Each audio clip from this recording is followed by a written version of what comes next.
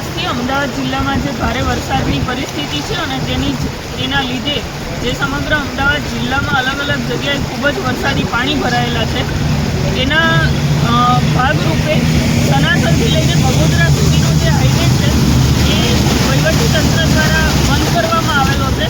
અને તમે જોઈ શકો છો કે અત્યારે હાલ પણ અહીંયા પાણીની પરિસ્થિતિ ખૂબ જ વિકટ છે.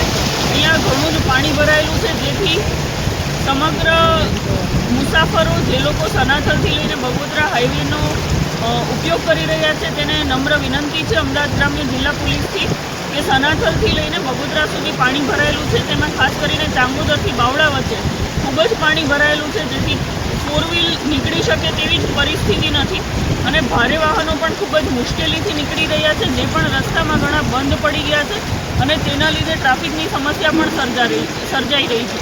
તો સમગ્ર અમદાવાદ જિલ્લા પોલીસ તરફથી તમામને વિનંતી છે આમાં વહીવટીતંત્રનો સહયોગ આપે અને સનાથલથી લઈને બગોદરા સુધીના હાઈવેનો ઉપયોગ કરવાનું ટાળે.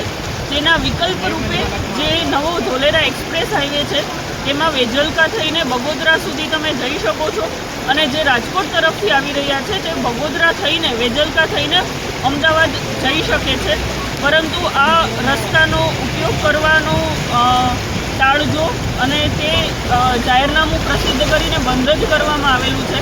આ સાથે સાથે જો જરૂર ના હોય તો બિનજરૂરી બહાર નીકળવાનું પણ ટાળજો, કારણ કે અહીંયા જે પરિસ્થિતિ છે તેમાં જે લોકો ફસાયેલા છે તેને જિલ્લા પોલીસ, વહીવટીતંત્ર, SDRF, આર્મી અને અલગ અલગ રાજ્યની ટીમો દ્વારા રેસ્ક્યુ ઓપરેશન પણ ચાલી રહ્યું છે.